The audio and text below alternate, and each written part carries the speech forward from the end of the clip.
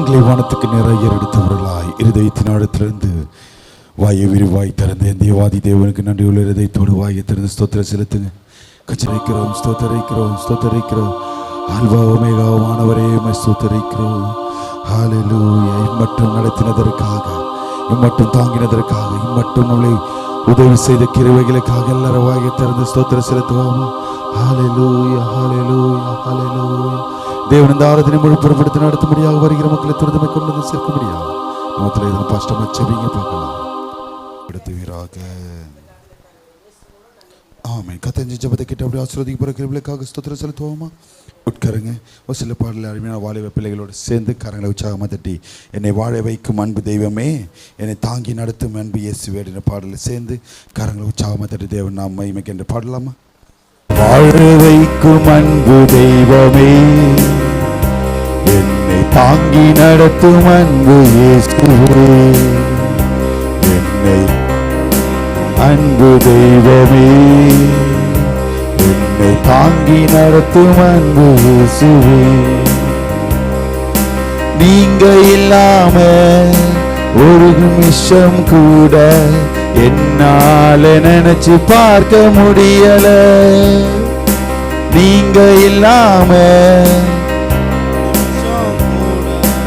என்னால நினைச்சு பார்க்க முடியல, என்னால நினைச்சு பார்க்க முடியல, என்னை வாழ வைக்கும் அன்பு தெய்வமே, என்னை தாங்கி நடத்தும் அன்பு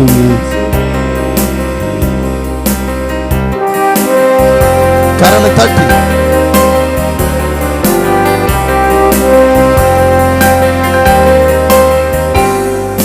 கண்ணீரில் நான் நடந்த போது கண்ணீரை துடை தெரிந்த தேவனே, கண்ணீரில் நான் நடந்த போது கண்ணீரை துடை தெரிந்த தேவனே, கலங்கியே நின்ற எந்தன் வாழ்வில், கலங்கியே நின்ற எந்தன் வாழ்வில் ஒளியாக வந்துதித்த தெய்வமே, ஒளியாக வந்துதித்த தெய்வமே, சேர்ந்து வாழ வைக்கும் ஏசப்பா, என்னை மட்டும் நடத்தின தெய்வமே, சொல்லுவோமா? வாழ வைக்கும், என்னை தாங்கி நடத்தும் அன்பு இயேசுவே, தனிமையிலே நான் நடந்த போது தோளோடு தோள் கோத்த தெய்வனே, தனிமையிலே நான் நடந்த போது தோளோடு தோள் கோத்த தேவனே, தவறி நான் கீழே விழுந்த போது, தவறி நான் கீழே விழுந்த போது தூக்கியே சுமந்து சென்ற தெய்வமே, தூக்கியே சுமந்து சென்ற தெய்வமே, சேர்ந்து படமா? என்னை வாழ வைக்கும் அன்பு தெய்வமே, என்னை தாங்கி நடத்தும் அன்பு இயேசுவே, என்னை வாழ வைக்கும் அன்பு தெய்வமே, என்னை தாங்கி நடத்தும் அன்பு இயேசுவே, சேர்ந்து சொல்லுவோமா? நீங்க இல்லாம ஒரு நிமிஷம் கூட என்னால நினைச்சு பார்க்க முடியல, நீங்க இல்லாம ஒரு நிமிஷம் கூட என்னால நினைச்சு பார்க்க முடியல,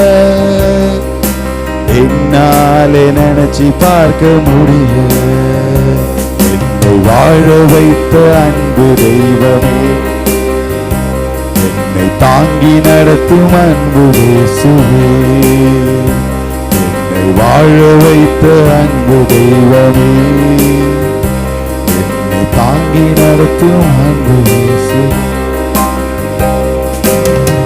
ஹல்லேலூயா.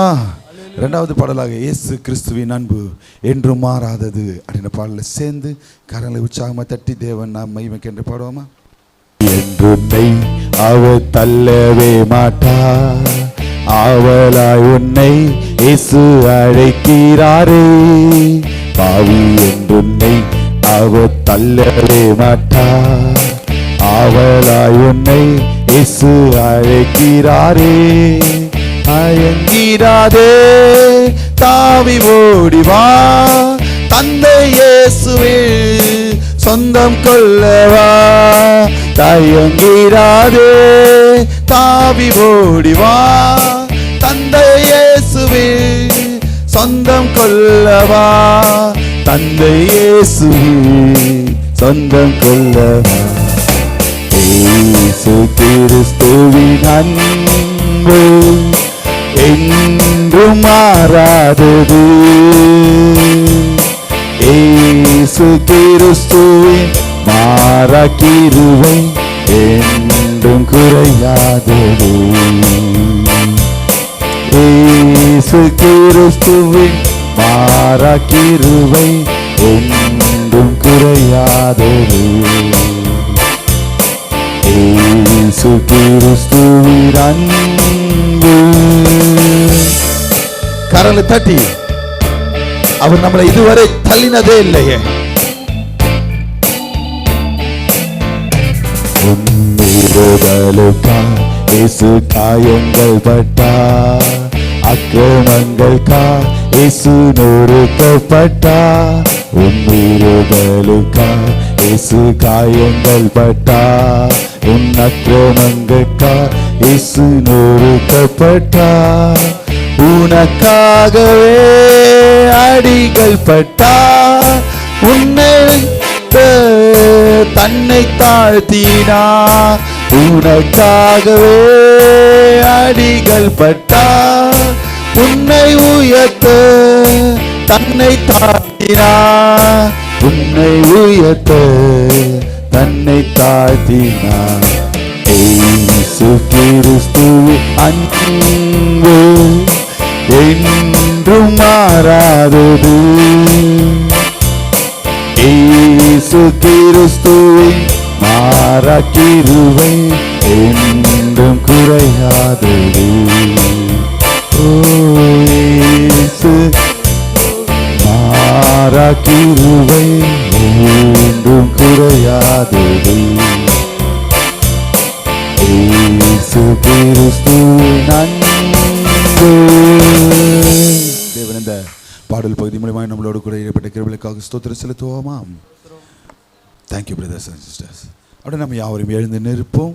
ஒரு சங்கீத பகுதிக்கு நேராக கடந்து செல்வோம். நம்ம திலகுதான அருமையான சிஸ்டர் ஷெக்கினா சிமியோன் அவர்கள் வந்து சங்கீதங்களை வாசிப்பாங்க. சங்கீதங்களின் புஸ்தகம் தாவீதின் சங்கீதம் 97ஆம் சங்கீதம். மாறி மாறி சத்தத்தை உயர்த்தி வாசிப்போமா? கர்த்தருக்கு ஸ்தோத்திரம். கர்த்தர் ராஜரீகம் பண்ணுகிறார், பூமி பூரிப்பாகி திரளான தீவுகள் மகிழ கடவது.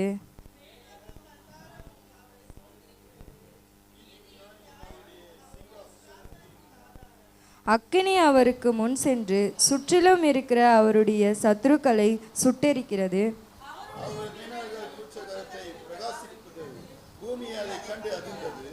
கர்த்தரின் பிரசன்னத்தினால் பர்வதங்கள் மெழுகு போல உருகிற்று.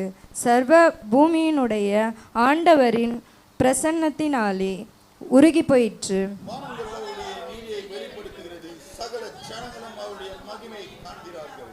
சொரூபங்களை வணங்கி விக்கிரகங்களை பற்றி பெருமை பாராட்டுகிற யாவரும் வெக்கப்பட்டு போவார்களாக. தேவர்களே, நீங்கள் எல்லாரும் அவரை தொழுது கொள்ளுங்கள்.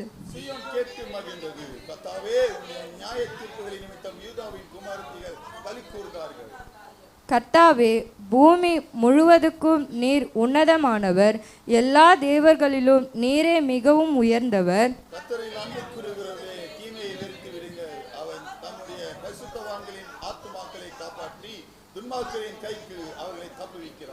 நீதிமானுக்காக வெளிச்சமும் செம்மையான இருதயத்தாருக்காக மகிழ்ச்சியும் விதைக்கப்பட்டிருக்கிறது.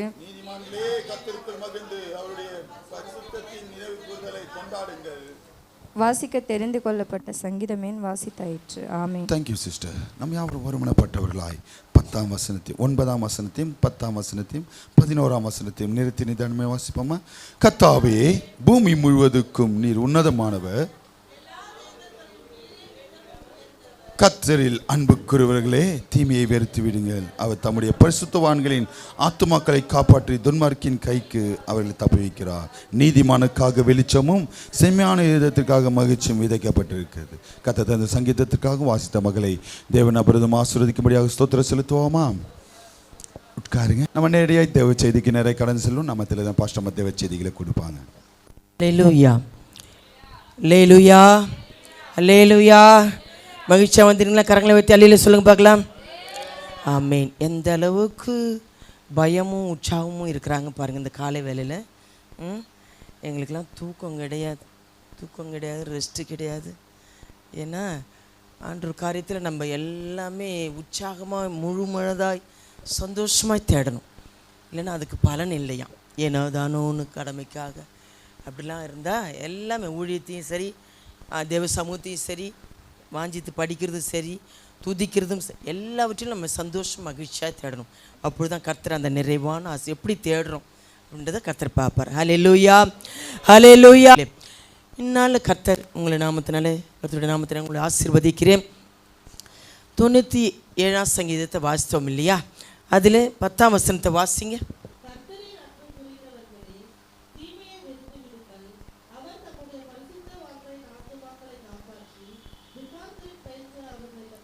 ஆமேன். இன்றைய தினத்தில் அன்பு குறித்து எடுத்திருக்கிறேன், தப்பிக்கிறத குறித்து எடுத்திருக்கிறேன். ஆனால் வெறுப்பது, அன்பு கூறுகிறவர்களே தீமையை வெறுத்துருங்க. இது நிறைய பேர் கிடையாது.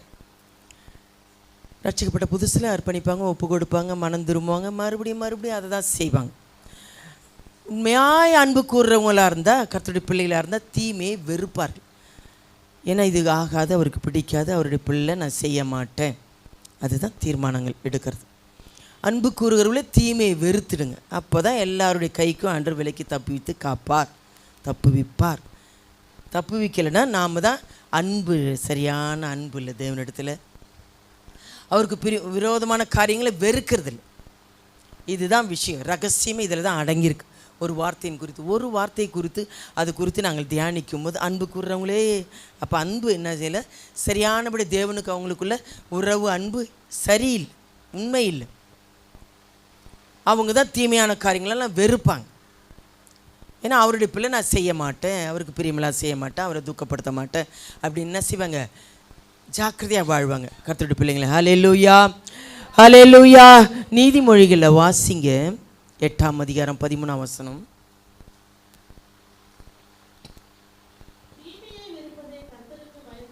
ஆமென். இந்த பயம் இல்லாதனால தான் வெறுக்கிறது. கர்த்தருக்கு பயப்படுகிற பயம் வரணும் எப்பொழுதுமே. நான் அவர்களுக்கு அந்த இருதயத்தை கொடுப்பேன் ஆண்டவர் சொல்கிறார். தெய்வ பயம் எல்லா இடத்துலையும் எப்பொழுதும் இருக்கணும். அவங்க தீமை செய்ய மாட்டாங்க, அவர் ஆண்டருக்கு விரோதமான காரியங்களை வெறுக்கிற காரியங்களே செய்ய மாட்டாங்க. அதுதான் தேவனுக்கு பயப்படுற பயம். ஏன்னா அவர் எங்கேயும் இருக்கிறார், உலாவுகிறார், வாசம் பண்ணுறார், ஆராய்ந்து அறிந்திருக்கிறார். ஒவ்வொரு செய்கையிலையும் கிரியிலையும் அவர் இருக்கிறார். நம்முடைய பிள்ளை, ஆண்டுடைய பிள்ளை அறியாத ஜனங்களுக்கு சொல்ல வரல, தேவனுடைய பிள்ளைகளுக்கு.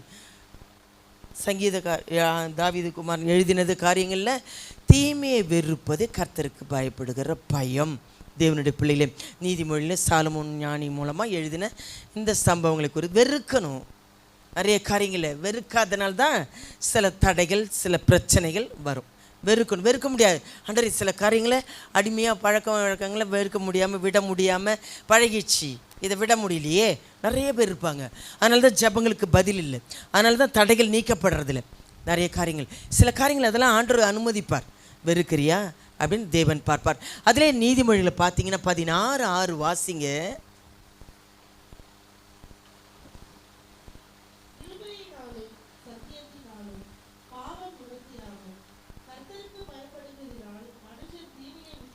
இவங்க யார் செய்வாங்களா? கிருபையும் சத்தியமும் உங்களுக்கு வேணும்னா தீமை விட்டு விலகணும். முதலாவது வெறுக்கணும். வெறுத்து ஆண்டவரே இது என்னை ஆட்கொள்ளுது, என்னை வெறுக்கணும், இதை விலகணும், என்னை விட்டு விடும்படி உதவி செய்யும் ஜெபிக்கணும். அப்படி ஜெபிக்கிறீங்களான்னு ஆண்டவர் பார்ப்பார். ஒவ்வொருட்டும் யார்கிட்டையாவது ஒரு கெட்ட குணம் இருக்கும். இந்த வெறுக்கிற குணங்கள் இல்லை. அதுதான் மனம் திரும்புதல், அதுதான் ரட்சிப்பு, அதுதான் ஒரு வளர்ச்சிக்கு அடையாளம். இல்லை நிறைய பேர் தேவனுடைய பிள்ளைகளுக்கு விலகுவதே தேவனுக்கு விலகிக்கணும். நிறைய கடைத்தில் எல்லாத்துக்கும் முந்திரி கொட்டை மாதிரி தலையிட்டுக்குவாங்க நிறைய பேர் எல்லா விஷயத்துலையும். அங்கே சாட்சி கெட்டு போயிடும், இவங்களா நம்ம பேர் கெட்டு போயிடும் அந்த இடத்துல. அதனால தான் ஜாக்கிரதையாக இருக்கணும் கர்த்தருடைய பிள்ளைங்க. தீமையை வெறுக்கணும் விலகணும்னு சாலமோன் ஞானி எழுதிய பற்றி சொன்னேன். அடுத்ததாக வாசிக்கலாம். சங்கீதம் 19:13 வாசித்தீங்கன்னா சங்கீதம் தாவீது சில காரியங்களை சொல்கிறார் பாருங்க. 19:13 சங்கீதத்தில்,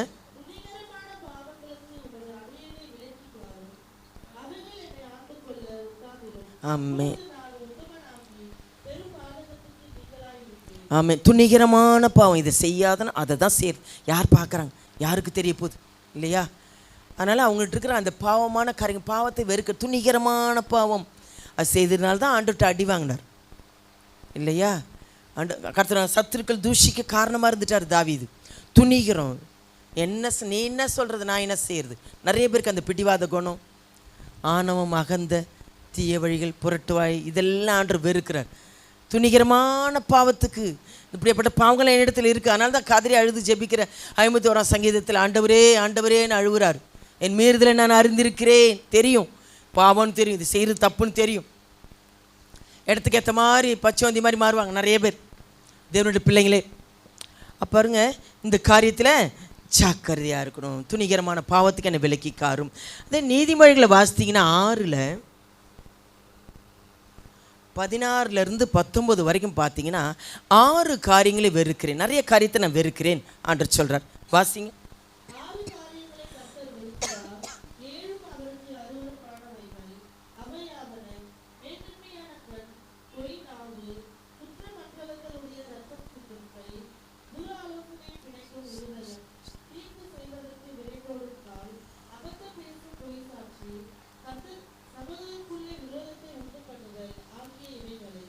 என்ன எத்தனை சொல்லியிருக்கார் பாரு. நான் ஒரு சில காரியங்களை மட்டும்தான் எடுக்கிறேன், முக்கியமானது.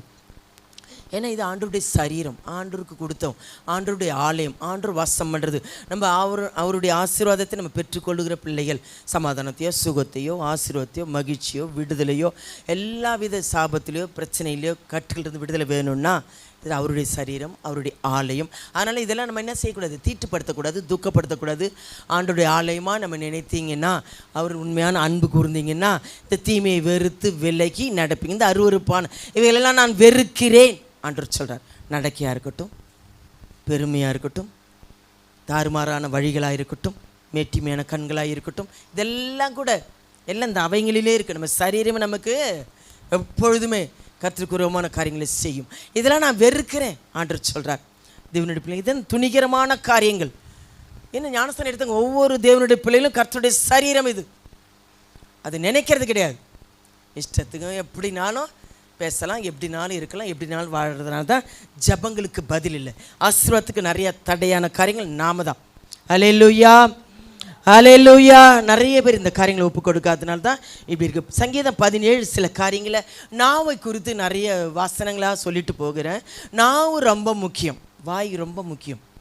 ஏதாவது பேசுகிறது, பெருமையான மேட்டி பேசுறது, பொய்யை பேசுகிறது, அகந்த பேசுறது, மற்றவங்களை தூஷணமாக பேசுறது, மற்றவங்களை குத்தலாக பேசுறது, மற்றவங்களை வேதனைப்படுத்துறது, இதெல்லாம் கூட ஆண்டவர் நிறைய திட்டுறார். இந்த நாவுக்கெல்லாம் ஜாக்கிரதையாக இருக்கணும். வாசிங்க சங்கீதம் 17:3 வாசிங்க.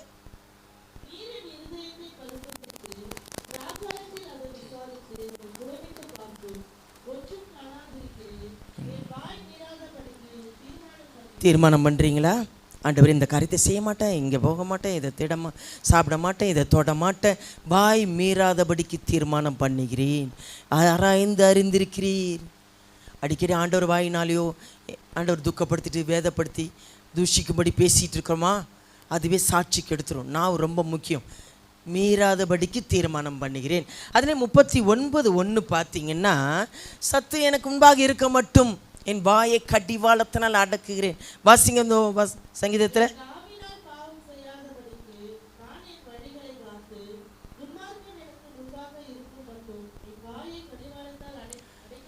நாவு ரொம்ப ரொம்ப முக்கியம். துன்மார்க்கன் எனக்கு முன்பாக இருக்க மட்டும். எப்பொழுதுமே எதரா கிடைக்கும்னு பார்த்துட்டு இருப்பாங்க.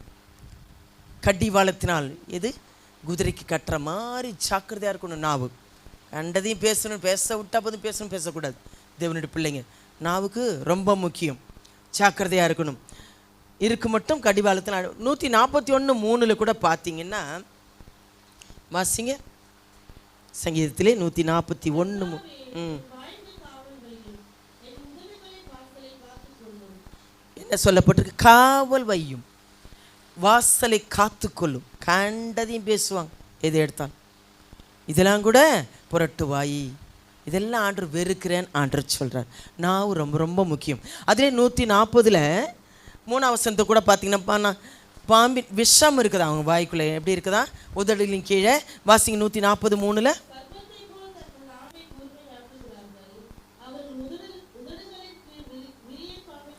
இப்படி தாங்க இருக்குது. அழகாக பேசுவாங்க. அதனால தான் உதட்டளவு என் இடத்துல சேர்றாங்க.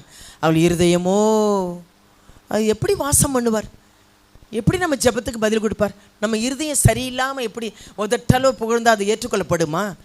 புகழ்ந்து மகிழ்ந்து பாடி ஆண்டவரே ஆராதிச்சா ஏற்றுக்கொள்ளப்படுமா? அசட்டை நிர்விசார் ஏனோ தானோலாம் ஆண்டவரே ஆராதிக்கக்கூடாது. வெறுக்கிற காரியங்களை வச்சுக்கிட்டே இருந்து ஜெபம் கேட்கப்படாது. தேவனுடைய பிள்ளைகளே, அடுத்தது வாசிக்கலாம். அதிலே யாக்கோபு 3:6 அது முக்கியமாய் சொல்கிறார். நாவு நெருப்பு. எப்படி? நாவு பொல்லாது. அவங்களே நொந்து வெந்து வேதனையில் வந்திருப்பாங்க. ஒரு தேற்றுவாங்களா, எங்களை விசாரிப்பாங்களா, அவங்கள இன்னும் வேதனைப்படுத்துவாங்க, அவங்கள இன்னும் தூஷிப்பாங்க, 4 இடத்துல போய் சொல்லுவாங்க, அவங்கள வேதனைப்படும்படியான வார்த்தைகளை பேசுவாங்க. வாசிங்க யாக்கோபு 3:6.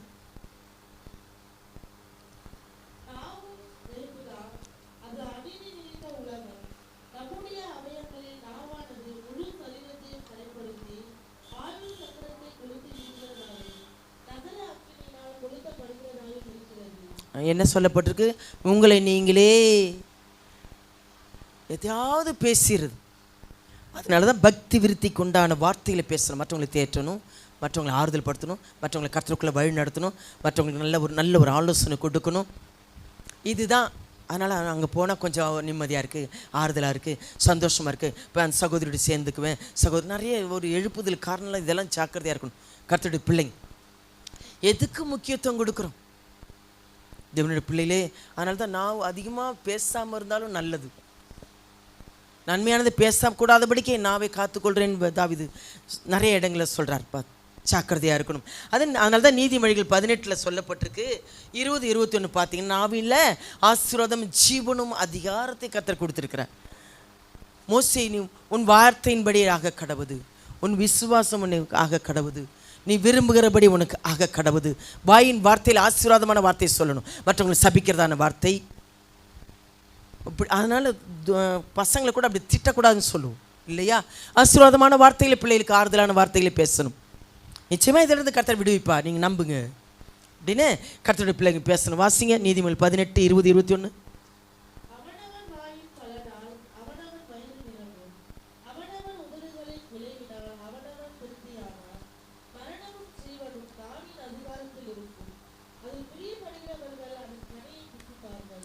மெயின் எப்படி இருக்கும்? இது ஒரு கனியம். நாவு சும்மா இல்லை. ஆண்டவர் தான் நாள்தோறும் உன்னோட மகத்துவத்தினால் நிறைந்திருப்பதாகன்னு சங்கீதக்காரர் சொல்கிறார். துதியினால் அதிகமாக நாவை நிரப்பணும். இருதயத்தின் நிறைவினால் தான் வாய் பேசும். இருதயத்தில் சத்தியம் இல்லை, இருதயத்தில் ஆண்டவர் இல்லை. அப்புறம் எப்படி துதிப்பீங்க? அப்படி எப்படி ஆராதிப்பீங்க? அப்படியே ஆண்டவர் எப்படி மகிமைப்படுத்துவீங்க? இருதயத்தில் இருந்தால் தானே இங்கே வரும், வெளியே வரும். நல்லா ஆராதித்து துதித்து மகிழ்ந்து கலிகூற வரும். தேவனுடைய பிள்ளைகளே, நாவு ரொம்ப பொல்லாது. அடுத்ததாக சிந்தனையை குறித்து எடுக்கிறேன். 119 சங்கீதம் 13 பார்த்தீங்கன்னா தாவீது சொல்கிறாரு, வீண் சிந்தனைகளை வெறுத்து.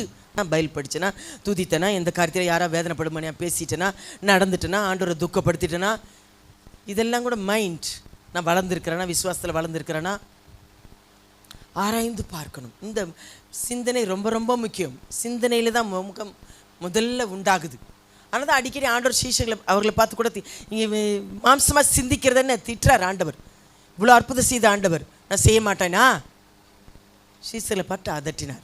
பலவிதமான திங்கிங், கண்ட சிந்தனையினால் தான் உடம்பே பாதிக்கும். அதனால ஜாக்கிரதையாக இருக்குது. வீண் சிந்தனையில் வெறுத்து. பிலிப்பியரில் அதனால தான் 3:19 சொல்லப்பட்டிருக்கு, கிறிஸ்துவ இயேசுவில் இருந்த சிந்தையே உங்களிலும் இருக்க கடவது. வாசிங்க. அவருக்கு என்ன? பிதாவுக்கு கனவில் எப்போதும் அவர் சிந்திக்கிறார். பிதாவுக்கு பிரியமானது எப்படி நடக்கணும், பிதாவின் சித்தம் என்ன, அதை குறித்தான அவர் சிந்தனை இருந்தது. வாசிங்க பிலிப்பியர்.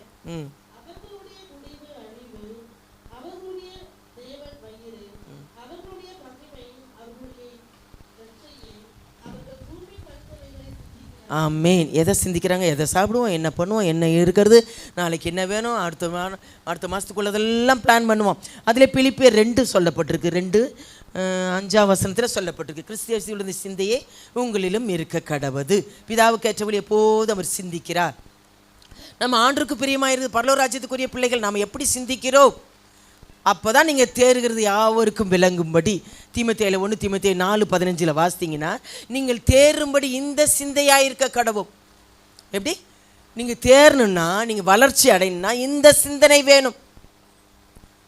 கிறிஸ்து இயேசுவின் சிந்தை என்ன இருக்குது? கர்த்தருக்குள்ளே வளர்றவங்க இந்த தேரும்படி சிந்திக்கணும். வாசிங்க.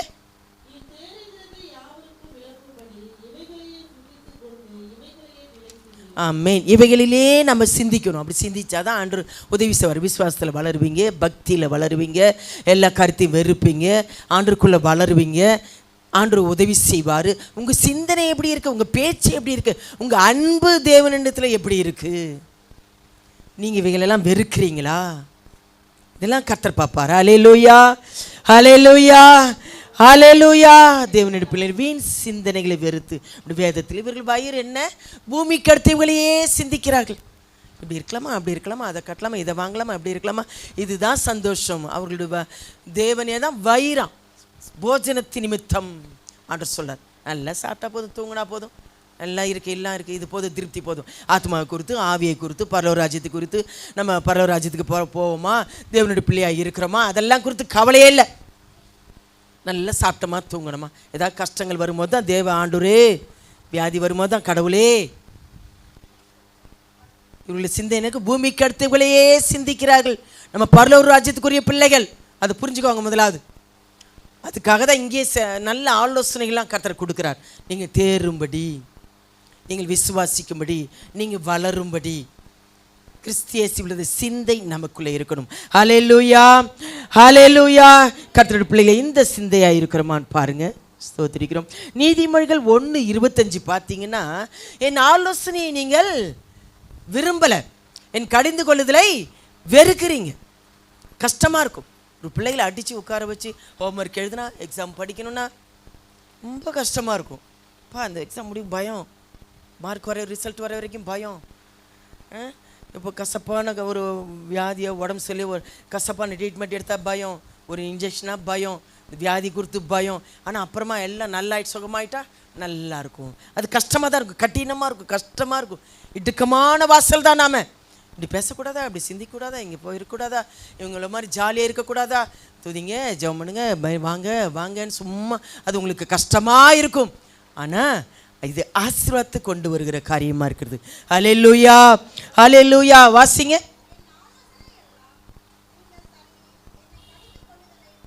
ஆமென். கடிந்து ஆலோசனையை அலட்சியமாக நினைக்கிறது. தேவ ஆலோசனை நிறைய பேர் சொல்லி பாருங்களேன், வெறுப்பாங்க. எப்போ பார்த்தாலே தான் சொல்லிடுறாங்க, கண்டிக்கிறாங்க, பேசுகிறாங்க. ஏன்? நல்லது. கடிந்து கொள்ளுதலை ஏற்றுக்கொள்ளணும். கடிந்து கொள்ளுதலை வெறுக்கிறீர்கள் என்று சொல்லப்பட்டிருக்கு. அதனால தான் எபிரேயரில் 12:5, 6, 7 பார்த்தீங்கன்னா, அவர் பிள்ளை என்று நம்மளை கடிந்து கொண்டு சிட்சித்து நடத்துகிறார்.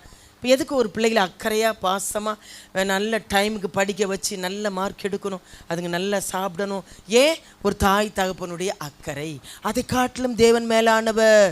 நீ உணர்ந்ததுக்குரிய ஆசீர்வாதமான பிள்ளைகள், நீங்கள் இங்கே பூமியிலே நீங்கள் நல்லா இருக்கணும். சில சூழ்நிலையில் கஷ்டங்கள் பிரச்சனை மாட்டிக்கொள்ளக்கூடாது, சமாதானத்தை இழந்துடக்கூடாது, சுகத்தை இழந்துடக்கூடாது.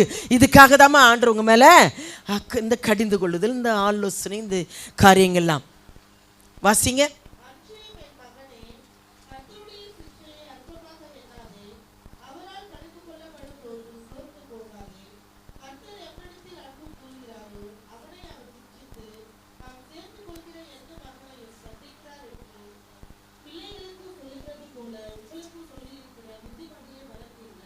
ஆமீன்.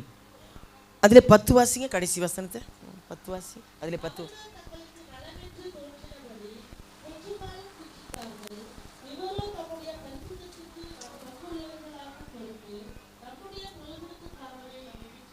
இந்த சிச்சையை நீங்கள் ஏற்றுக்கொள்ளணும்னா சின்ன சின்ன காரியத்தில் சீர்படுத்துவார்.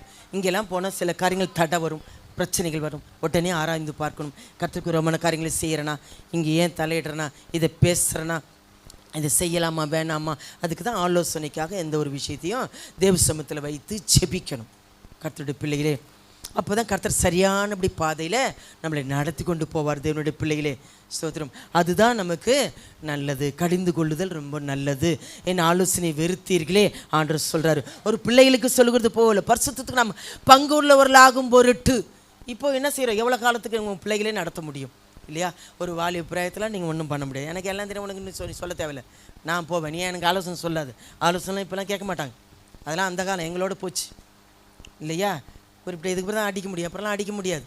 என்ன தான் நான் உங்களுக்கு உதாரணமாக சொல்லுவேன். இவர் பரிசுத்தத்துக்கு அவருடைய பங்காக இருக்க முடியும், அவருடைய பரலோக ராஜ்யத்துக்குரிய பிள்ளைகளாக இருக்க முடியும். அவருடைய ஆசீர்வாதத்துக்குள்ளே வரும்படி நம்மளை சிச்சிக்கிறார், கடிந்து கொள்கிறார். பழகினவர்களுக்கோ நாளடைவில் பழக்கம் வந்துடும். டைமுக்கு இந்த டைமுக்கு ஏன்னா ஜெபிக்கணும், இந்த டைமுக்கு ஏன்னா ஸ்தோத்திரம் ஜெபிக்கணும், ஆண்டவர் போகணும், இந்த டைமுக்கு ஏன்னா வேதத்தை எடுத்து படிக்கணும். ஒரு டைமிங் கரெக்டாக சாப்பாட்டுக்கு வச்சுக்கிறோம்ல, கரெக்டாக தூங்குகிற டைம் வச்சுருக்கோம்ல, ஒரு ஸ்கூல் காரியத்தில் எல்லா ஒரு வேலையிலும் இதெல்லாம் இருக்குல்ல. ஏன்னா பணம் எல்லாவற்றுக்கும் உதவும் தான். அதே ஆசை வேறாக இருக்குதுன்னு சொல்லப்பட்டிருக்கு. பணம் எல்லாவற்றுக்கும் வேணும். அதுவே முக்கியத்துவம் கொடுத்துட்டு தேவனுடைய வழியையும் வார்த்தையையும் தேவனுடைய சித்தத்தையும் அறியாமல் அவருக்கு பிரியமாக இல்லாமல் அப்படிலாம் நடந்தால் அது வேதனையும் தான் இருக்கும் நமக்கு. புரிஞ்சுக்கோங்க. ஹல்லேலூயா, ஹல்லேலூயா. ஆண்டவரை காட்டிலும் எதை நேசித்தாலும் கஷ்டம் வரும். கர்த்தருடைய பிள்ளைகளே, பிள்ளை என்று நினைத்து ஒரு தகப்பன் நம்மளை அதனால தான் சிச்சித்து சரியானபடி நடத்துகிறார். அதை நம்ம என்ன செய்யணும்? ஒப்பு கொடுக்கணும். வேணாம் ஆண்டவர், இந்த கடிந்து கொள்வது வேணாம், எனக்கு ஆலோசனை வேணாம், நான் இஷ்டம் போல் இருப்பேன்னா கஷ்டம்தான். பல விதமான சோதனையின் கண்ணிலையும் மாட்டிக்குவீங்க. சரி, யோசேப்பை குறித்து சொல்லப்போ ஆதியாகமம் 37:2 பார்த்தீங்கன்னா 37:2 பார்த்தீங்கன்னா, சகோதரர் செய்கிற பாவங்களை எல்லாவற்றையும் தகப்பன் இடத்துல என்ன செய்கிறாரு? துன்மார்க்கத்தை வெறுக்கிறவராக இருந்தார் யோசேப்பு. சும்மா இல்லை, அவர் ஆசீர்வாதம். அப்படி இருக்கும்போது சகோதரர்கள் என்ன செஞ்சாங்க? பகைத்தாங்க, எரிச்சாங்க, எரிச்சல் அடைந்தாங்க, பொறாமை கொண்டார்கள். இருக்கும், நம்ம வெறுப்பாங்க. ஏன்னா கடிந்து கொள்கிறோமே, இப்படி இருங்கன்னு சொல்கிறோமே, இது செய்யாதன்னு சொல்கிறோமே, அதனால் நம்ம வெறுப்பார்கள். அப்படி தான் இருக்கும். அவர் என்ன செய்தாங்க? சகோதரர்களே, நிறைய இந்த சம்பவங்களை கதையாக சொல்கிறதுனால முக்கியமானதை மட்டும்தான் நான் சொல்லுவேன். எல்லாருக்கும் இந்த சம்பவங்கள் தெரியும். அடித்தாங்க, கோயிலில் போட்டாங்க, விற்று போட்டாங்க, சிறையில் இருந்தார். ஆனால் கர்த்தர் கைவிடலை. ஹல்லேலூயா, ஹல்லேலூயா. கூட பிறந்த சகோதரர் எல்லாருமே அப்படி தான். ஆனால் சகோதரர் மத்தியில் கர்த்தர் யோசேப்பை உயர்த்தும்படி தேவனுடைய சித்தம் திட்டம்னு ஒன்று இருக்குது. அதை புரிஞ்சுக்குவாங்க. அந்த வழிகளை குறித்து தான் சொல்கிறேன். ஆனால் அதை வெறுக்கிற காரியங்களை செய்யக்கூடாது. தீமையான காரியங்களை வெறுக்கணும், விலகணும் கூடிய மட்டும். அப்போதுதான் ஜெபத்துக்கு பதில் உண்டு. உண்மையாய் அன்பு கூறுகிறவர்களாக இருந்தால் இதை செய்வீங்க கர்த்தருடைய பிள்ளைகளே. ஹல்லேலூயா, ஹல்லேலூயா. துன்மார்க்கத்தை தகப்பனிடத்தில் சொன்னதுனால என்ன பண்ணாங்க? வெறுத்தாங்க. 39:9 பார்த்தீங்கன்னா, அவர் பாவத்தை வெறுக்கிறவராக இருந்தார் யோசேப். பாவமான காரியங்களை யாரிடத்துல இல்லைன்னு சொல்ல முடியாது. எந்த ஒரு விஷயத்திலையா நம்ம என்ன செய்கிறோம்? ஏதாவது மற்றவங்களை துக்கப்படுத்திடுறோம், கண்டதை சிந்திச்சிடறோம், ஏதாவது பேசிடுறோம், மற்றவங்க துக்கப்படும்படியான வேதனையான காரியங்களை செய்திடுறோம். அவர் இப்படிப்பட்ட காரியங்களை நான் தேவனுக்கு வராமல் எப்படி செய்வேன்? அந்த பயம் இருக்கணும். இதுதான் கர்த்தருக்கு பயப்படுற பயம். வாசிங்க 39:9 வாசிங்க.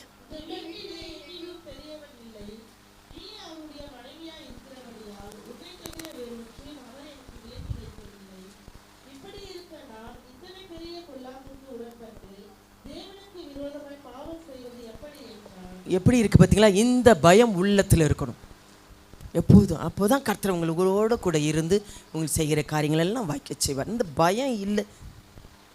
அது இப்போ கர்த்தருடைய பிள்ளைங்க நல்ல சத்தியத்தை தெரிஞ்சவங்களுக்கே கிடையாது. துணிகரமாயிடுச்சு, அசட்டையாயிடுச்சு. அந்த பயம் எப்போது இருந்தோன்னு வச்சுக்கோங்களேன், உங்களை கர்த்தரை ஆச்சரியமாக நடத்துவார். யோசேப்புக்கு அந்த பயம் இருந்தது. பயம் இருந்ததுனால தான் கர்த்தர் அவன் காரியத்தை வாய்க்க செய்தார். எஜமான் முன்னோடு கூட கர்த்தர் இருக்கிறார்னு மற்றவங்க அறிந்து கொள்வாங்க. ஹல்லேலூயா, ஹல்லேலூயா. தேவனுடைய பிள்ளை இந்த பயம், அவங்க தான் தீமையை வெறுப்பாங்க, அவங்க தான் விலகி இருப்பாங்க. இவர் வெறுத்தார், விலகி ஓடினார். அதனால தான் 2 தீமோத்தேயுவில் சொல்லப்பட்டிருக்கு 2:22 பார்த்தீங்கன்னா, இவைகளை விட்டு விலகி ஓடி உங்களை சுத்த இருதயத்தோடு காத்து கொள்ளுங்கள். சுத்த இருதயம் வேணும். வாசிங்க.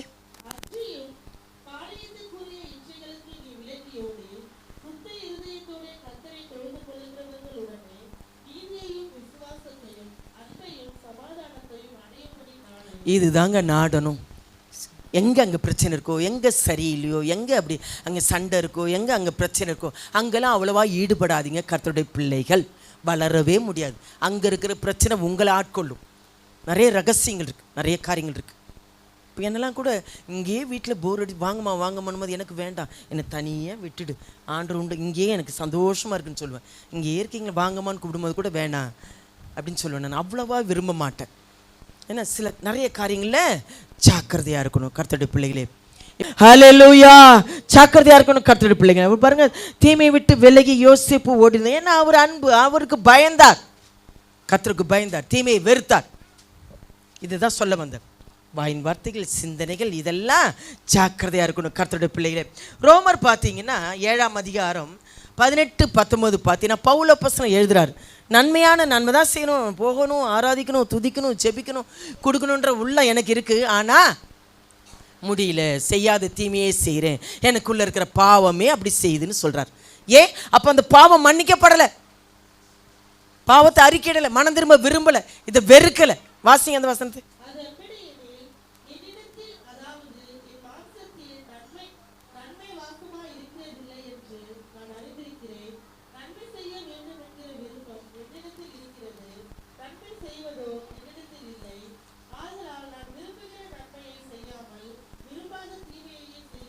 என்ன சொல்லப்பட்டிருக்கு? இதுதாம்மா செய்கிறோம், இதை தான் செய்துட்ருக்கோம்.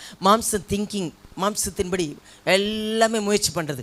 நம்ம போகலாமா, இதை செய்யலாமா, தலையிடலாமா, இங்கே இருக்கலாமா, அதெல்லாம் கூட யோசிக்கிறது கிடையாது கர்த்தருடைய பிள்ளைங்க. ஆனால் தான் பலவிதமான சிக்கல்லையும் பிரச்சனையிலையும் தடையும் ஆசீர்வாதத்துக்கு தடைகள் வர்றது காரணம் இதுதான். நல்ல ஆலோசனை தேவனிடத்தில் கேட்கணும், காத்திருக்கணும். என்னுடைய ஆலோசனைக்கு நீங்கள் காத்திராமல் என் கடிந்து கொள்ளுதலை வெறுக்கிறீர்கள் சொல்லப்பட்டிருக்கு. நல்ல தேவ ஆலோசனை கேட்கணும். எந்த ஒரு விஷயத்தை வைத்து வச்சு ஜெபிக்கணும். எந்த ஒரு காரியத்திலும் இங்கே செய்யலாமா, இதை ஆரம்பிக்கலாமா, இதை போகலாமா, ஆண்டவரே உங்களுக்கு சித்தமா, அங்கேயும் மகிமைப்படும்படி நீங்கள் கர்த்தரை பற்றி கொண்டாதான் அவருக்கு பிரியமில்லை. அங்கே வேணான்னா நஷ்டமடைவேன், கஷ்டமடைவேன்னா தடை பண்ணுவார். நீங்களா முயற்சி பண்ணிங்கன்னா அது அப்படி தான் வந்துடும். கர்த்தருடைய பிள்ளைகளே ஜாக்கிரதையாக இருக்கணும். அதனால தான் ரோமர் 12:9 பார்த்தீங்கன்னா, உங்கள் அன்பு மாயமற்றதாக இருப்பதாக. எப்படி? தேவைக்காக மட்டும் பழகிற மனுஷன் மாதிரி ஆண்டோட்ட போக முடியாது, ராஜாதி ராஜாவிட்ட போக முடியாது. அவர் உள்ளந்திரியங்களே ஆராய்கிற அறிகிற தேவனாக இருக்கிறார். ஹல்லேலூயா, ஹல்லேலூயா. வாசிங்க.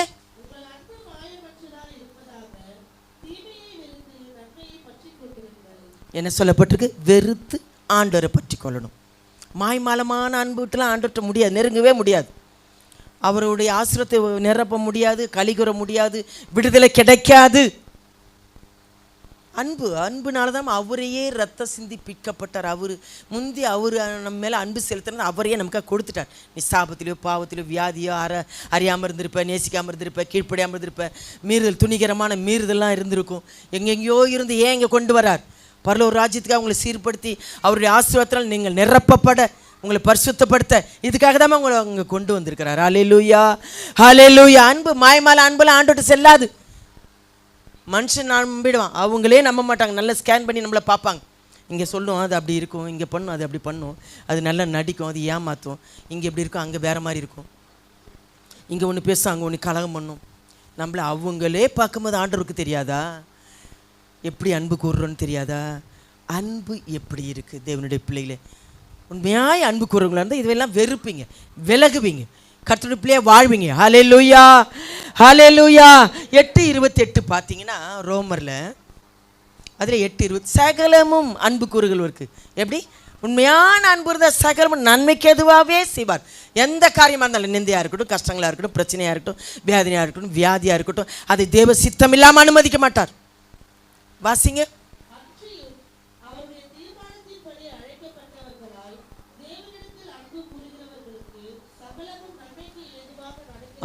அன்பு கூர்ந்தீங்கன்னா சகலமும் நன்மைக்கு எதுவாக தான் அனுமதிப்பார். உங்கள் அன்பு எப்படி இருக்குன்னு பார்ப்பார். அன்பு மாய்மாலமான அன்பு இருக்கா, சுத்தமான அன்பு இருக்கா, அவருக்கு விரோதமான காரியங்களை வெறுத்து விலகி வெறுக்கிற காரியங்களை செய்யாதபடிக்கு மாம்சத்தின் காரியங்களை எல்லாவற்றிலும், ஏன்னா அவருடைய ஆலயம், அவருடைய பிள்ளைங்க, சத்தியத்தை கேட்குறவங்க, நம்ம ஆராதிக்க போகிறோம், ஆராதனைக்கு சபைக்கெல்லாம் வர்றோம், என்ன தெரிஞ்சாலும் சத்தியத்தின்படி வளராமல் தேறுகிறது. எப்படி தேறுவீங்க? ஒரு வளர்ச்சியை காண மாட்டீங்க. இதெல்லாம் புரிஞ்சுக்க கர்த்தருடைய பிள்ளைங்களே. ஹல்லேலூயா, ஹல்லேலூயா. அதனால தான் 1 கொரிந்தியர் 2:9 பார்த்தீங்கன்னா, எழுதியிருக்கிறபடி தேவன் தெரிந்து கொள்ளப்பட்ட ஒரு விஷயத்தில் அவர் என்ன சொல்கிறாரா, ஆயத்தம் பண்ணினவளை கண் காணவும் இல்லை, காது கேட்கும். நமக்காக எல்லாமே ஆயத்தம் பண்ணுவார். அது புரிஞ்சுக்கோங்க. முதலாவது அன்பு கூறுகிறவளுக்கு சகலமும், நீ கேட்கவே தேவையில்லை, அவர் எல்லாம் உனக்கு கேளாதெல்லாம் கொடுப்பார். வீட்டில் ஒரு பாரம், ஒரு ரட்சிப்பு, ஒரு சமாதானம், ஒரு ஐக்கியம், ஒரு அன்பு, உண்மை, இதெல்லாம் இருக்கணும். அதனால தான் ஆசீர்வாதம் இல்லை, பிரயாசப்படணும். ஹல்லேலூயா, ஹல்லேலூயா. கர்த்தருடைய பிள்ளைகளே ஜாக்கிரதையா இருங்க. அடுத்ததாக வாசிக்கலாம். ஆயத்தம் பண்ணிங்களை கண் காணவும் இல்லை, யார் இருக்கு? அன்பு கூறுகிறவளுக்கு. வாசிங்க அந்த வசனத்தை.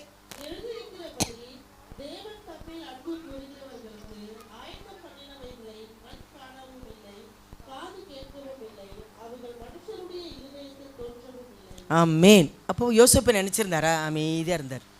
கர்த்தர் யோசேப்போடு இருந்தார், சிறையில் இருக்கும்போதும் இருந்தார்.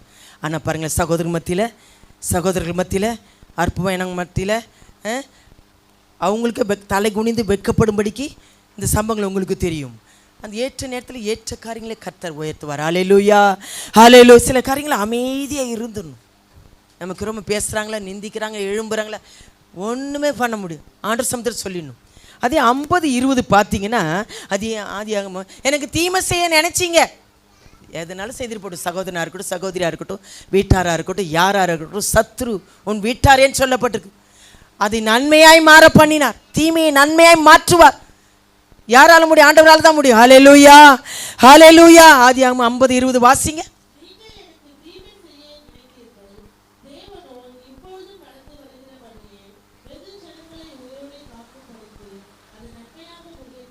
இதெல்லாம் கடந்து சகிச்சு வந்தாதானம்மா, வெறுத்து விலகி வந்தாதான் கர்த்தர் ஏற்ற ஆண்டோட உயர்த்துவா. சில காரியங்கள்லாம் விலகி வெறுத்து சகித்து தேவனுக்கு உண்மையாக இருக்கும்போது நிச்சயமாக யோசேப்பு உயர்த்தினது போல கர்த்தர் பாருங்களேன், அதை நன்மையாய் மாற பண்ணி அநேகருக்கு ஆசீர்வாதமாய் மாற்றுவார். ஹல்லேலூயா, ஹல்லேலூயா. நான்லாம் அதெல்லாம் நிறைய கடந்து வந்துட்டேன். நிறைய நிந்தை பிரச்சனைகள், அதெல்லாம் சொல்ல முடியாத காரியங்கள். அந்த உபத்திரவங்கள், பாடுகள், கஷ்டம், நெருக்கம், பிரச்சனை மத்தியில், பசியின் மத்தியில், கடந்தொலையின் மத்தியில், தள்ளப்பட்ட நிலைமையில், கைவிடப்பட்ட நிலைமையில், இதெல்லாம் நிறைய எனக்கு நடந்திருக்கு. ஆனால் அவைகளில் அவருடைய அன்பை ருசித்தேன். ஹல்லேலூயா, ஹல்லேலூயா. தேவன் ஒருவர் தான் உண்மையாய் நேசிக்கிறவர். ஹல்லேலூயா, ஹல்லேலூயா. மற்ற எல்லாமே சுயநலத்துக்காக, தங்க தேவைக்காக, தன் காரியத்துக்காக எல்லாம் போச்சு. உண்மையான அன்புலாம் போச்சு. ஆண்டவர் மேலே இருந்தால் தானே எல்லாமே நடக்கும். ஹல்லேலூயா, ஹல்லேலூயா. நன்மையாய் மாற்றினார் தீமையை. எனக்கு தீமை செய்ய நினைச்சிங்க, அதை நன்மையாய் மாற்றினார் ஆண்டவர். அதுதாங்க அவருடைய செய்கிற வேலை. நான் மறுபடியும் சொல்கிறேன், இந்த இடத்துக்கு கொண்டு வரதுக்கு முந்தைய வனாந்திரமாக தான் வந்தேன். இந்த இடத்துல மறுபடியும் சொல்கிற மேலாம் குழந்தை, இந்த இடத்துல சுற்றி வீடு இல்லை. இந்த இடத்துக்கு வரும்போதே தெரியும், என்ன ஆண்டவரே ஆலயத்தில் என்ன வச்சிருக்கிறீங்க, கத்தனா கூட தெரியாது. ஆனால் ஆண்டோடைய காரியங்கள், நோக்கங்கள் பாரு, எப்படி ஒரு ஆசீர்வாதமாய் மகிமையாய்.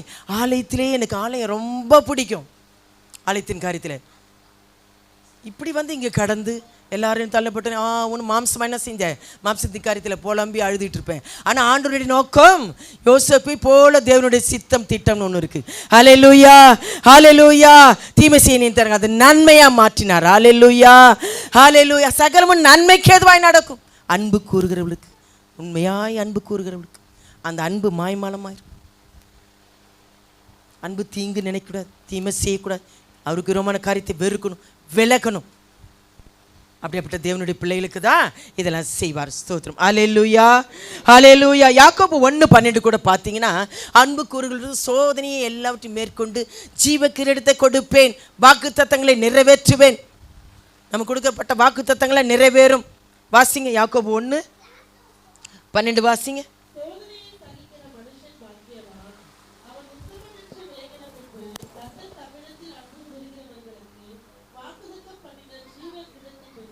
ஆமேன்.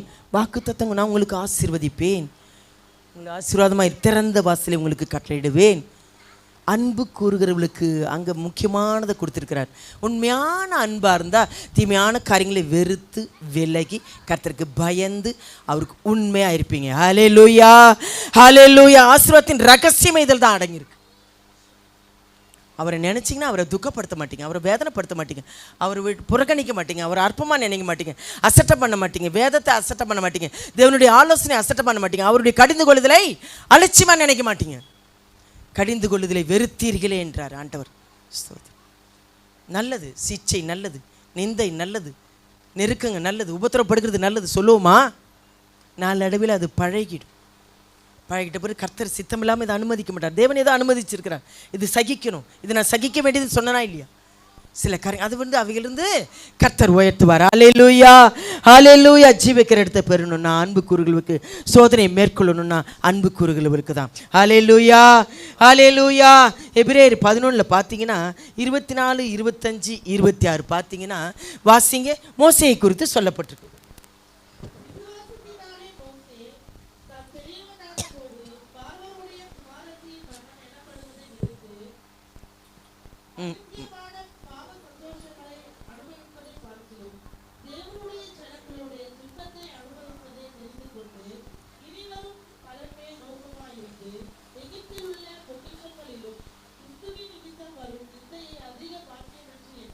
எண்ணினுமா இப்படி இருக்கோமா?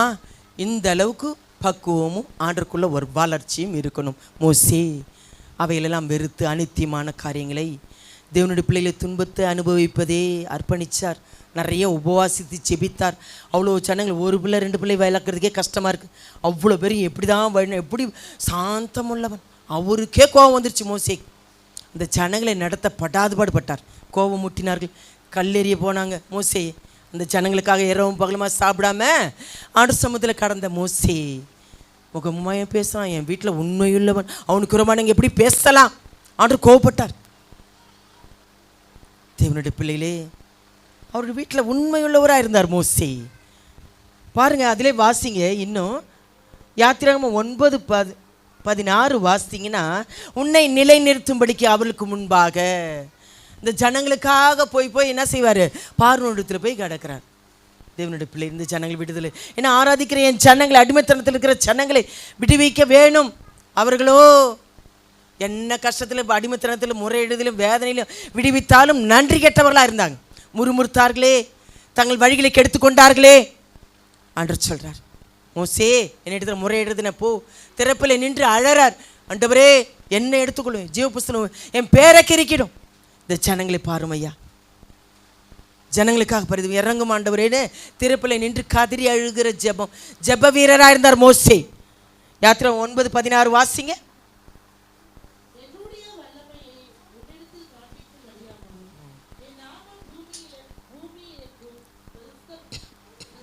பிரஸ்தாபப்படும்.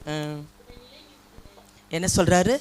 அவருடைய நாமம், அவருடைய வல்லமை விளங்கத்தக்கதான, நம்மிடத்திலிருந்து வல்லமை விளங்கும், வல்லமையான காரியங்களை செய்ய விரும்புகிறார். அவர் நாமம் மகிமைப்பட விரும்புகிறார்.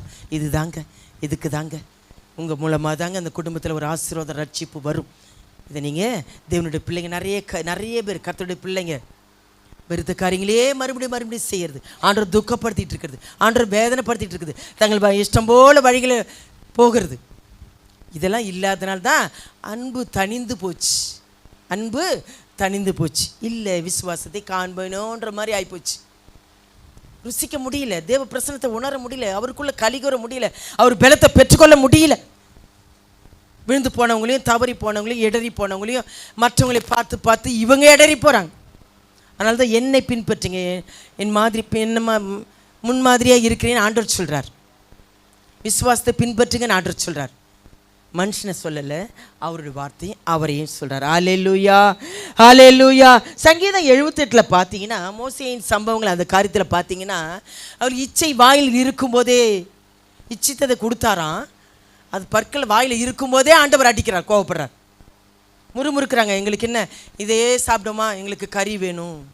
காடைகளை அனுப்பினாராம். அவ்வளோ அத்தனை 6 லட்சம் ஜனங்களுக்கு எப்படி கொடுத்துருப்பார் பாருங்க. அவரால் கூடாத காரியம் ஒன்றும் இல்லை. அவள் இச்சித்ததை கொடுத்தாராம், ஆனால் அடிக்கிறார், கோவப்படுறார். ஏன்? அவர் செய்த அற்புதம் அதிசயங்கள், செங்கடலை பிளந்தவரை மறந்துட்டாங்க, வனாந்தரத்தில் போஷித்தவரை மறந்துட்டாங்க. தூதர்கள் அப்பத்தை கொடுத்தாராம். தேவ தூதர்கள் சாப்பிட்ற அப்பத்தை மண்ணாவே சாப்பிட்டார்களாம். 30-31 வாசிங்க.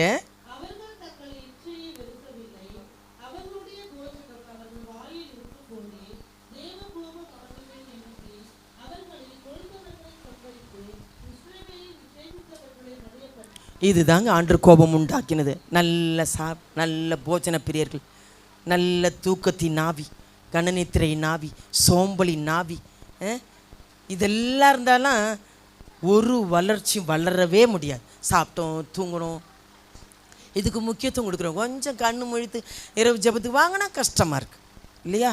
அப்போ மற்றதுக்கெல்லாம் முக்கியத்துவம் கொடுக்குறோம். ஆண்டவரை போடணும், ஆண்டவரை தேடணும், என் பிள்ளைகளுக்காக தேடணும், நான் வளரும்படி தேடணும், நான் நன்றி செலுத்தி தேடணும், நான் தேரும்படி தேடணும், ஆண்டவருக்கு மகிமையாக சந்தோஷமாக கலிகூர்ந்து துதிக்கணும். இவ்வளவா என்னை ஆசீர்வதித்தவர், இவ்வளவா பெருக செய்தவர், தடையெல்லாம் நீக்கினவர், என்னை உயர்த்தினவர். அந்த நன்றியுள்ள இருதயம் இருந்தா, உணர்வு இருந்தா தேடுவீங்க, ஆண்டவரை சந்தோஷமாக தேடுவீங்க. ஹல்லேலூயா, ஹல்லேலூயா. 23, 24, 25 பார்த்தீங்கன்னா வானத்தின் மன்னாவை அவர்களுக்கு கொடுத்தார், தூதர்களின் அப்பத்தை அவர்களுக்கு கொடுத்தாருன்னு சொல்லப்பட்டிருக்கு. அப்படிலாம் போஷிக்கிற தேவன். ஆண்டவர் அன்பு கூறு அவருக்கு தெரியாதா? நீ உள்ளத்துலேருந்து உண்மையாக அன்பு கூறுறியா? அன்பு கூறுறாங்கன்னா வசனத்தை கை கொள்ளுவாங்க. பூரண அன்பு இருக்குமா வசனத்தை கை கொள்ளுற இடத்துல. அவருடைய அன்பு நிரம்பி இருந்தாலே ஆட்டோமேட்டிக்காக தேற்றுவார், நல்ல ஆலோசனை கொடுப்பார், ஆச்சரியமாக வழி நடத்துவார். அன்பு பொல்லாங்க, தீங்கு செய்யாது, பிறனுக்கு தீங்கு செய்யாதான். தேவ அன்பை குறித்து சொல்லப்படும். தேவ அன்பில் நிரப்பப்பட்டவங்க, தேவ அன்புக்குள்ளே களி கூறுறவங்க தீங்கு நினைக்க மாட்டாங்க, இடல் பண்ண மாட்டாங்க, கெடுதல் செய்ய மாட்டாங்க, ஆண்டவருக்கு உரமான காரியத்தை செய்ய மாட்டாங்க. அதெல்லாம் ஆண்டவருக்கு பிடிக்காது. பரிசுத்த ஆவியானவர் உங்களுக்குள்ளே இருந்தார். ஹல்லேலூயா, ஹல்லேலூயா. கடைசி வசனத்தை சொல்லி முடிக்கிறேன். இது கட்டளை. யாத்திராகமம் 20 6 வசனத்தில் என்ன சொல்ல? அன்பு கூறுகளுக்கோ என்ன சொல்லப்பட்டிருக்கு? 1000 தலைமுறை மட்டும் இறக்க செய்கிற தேவனாக இருக்கிறார். அன்பு ரொம்ப ரொம்ப எனக்கு இந்த அன்பை பற்றி பேசுனா ரொம்ப பிடிக்கும். ஏன் சொல்லுங்க? அவர் அன்பு தான் என்ன ஆராய் எல்லாத்துக்குள்ளும், எல்லாவற்றிலும், என்ன சூழ்நிலை வந்தாலும், என்ன பிரச்சனை வந்தாலும், விசாரிக்கலனாலும், நேசிக்கனாலும், வேதனையே வந்தாலும், பலவீனமே வந்தாலும், கஷ்டங்களே வந்தாலும், அவர் நம்மளை ஆட்கொண்டு தேற்றி நடத்துகிற அனுபவம் இருக்கு பாருங்க. அவர் நம்மோடு கூட இருந்து உணர்த்தி சந்தோஷத்தினாலும், சமாதானத்தினாலும், சுகத்தினாலும், மகிழ்ச்சினாலும், விடுதலினாலும் அவரை போல தேவன் இல்லை. வாசிங்க அந்த வசனத்தை.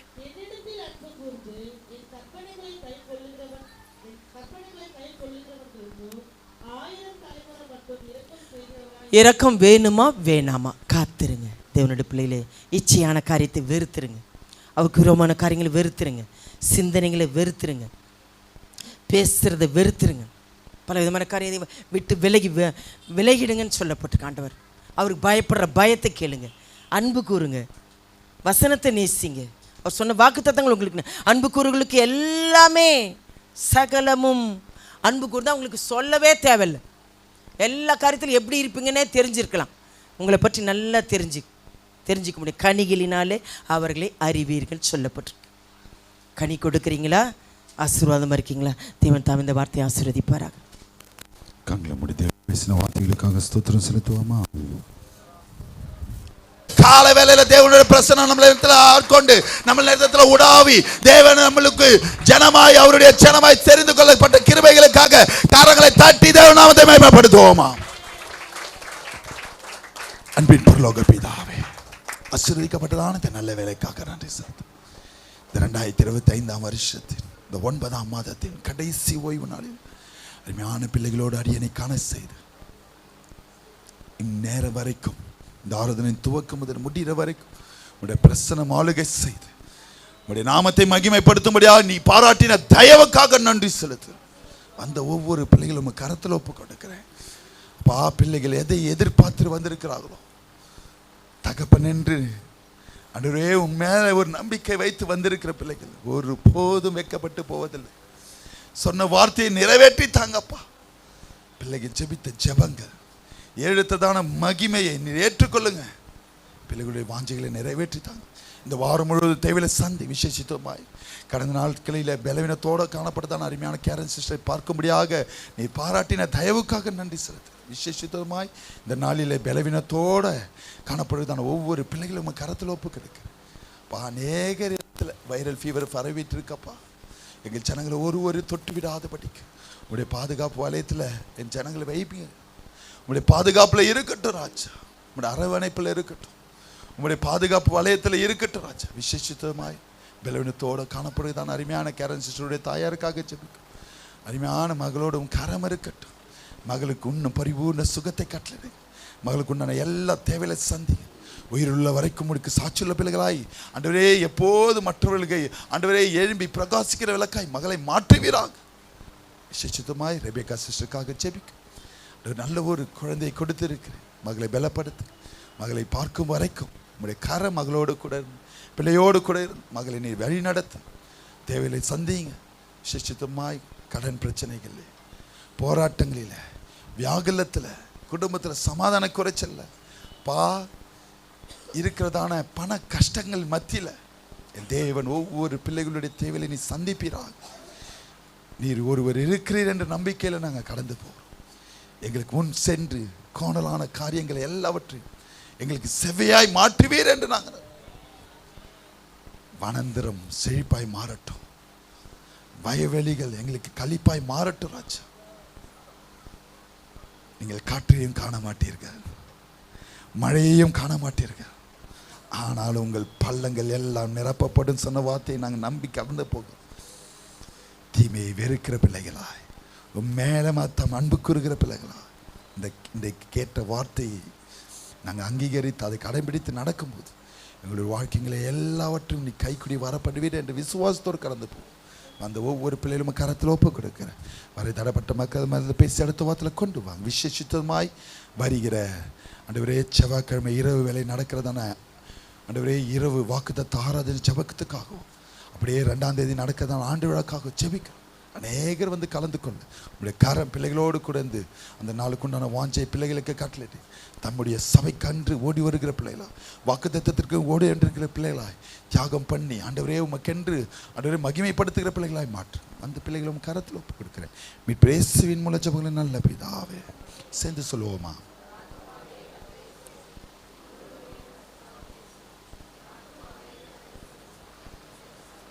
நம்முடைய கர்த்தராகிய இயேசு கிறிஸ்துவின் கிருபை, பிதாவாகிய தேவனுடைய அன்பும் பரிசுத்த ஆவியானவருடைய அன்யோன்ய ஐக்கியமும் இன்றும் சதா காலம் நம்ம அனைவரும் கூட இருப்பாராக. ஹல்லேலூயா, ஹல்லேலூயா, ஹல்லேலூயா. ஒரு 3 ஹல்லேலூயா சத்தமா சொல்லுங்க. கர்த்தர் உங்களை ஆசீர்வதிப்பார். சமாதானத்தோடு கடன் செல்லுங்க. ஒருவரை ஒருவர் வாழ்த்தி கடந்து போங்க. கர்த்தர் பெரிய காரியங்களை செய்ய வல்லவராக இருக்கிறார்.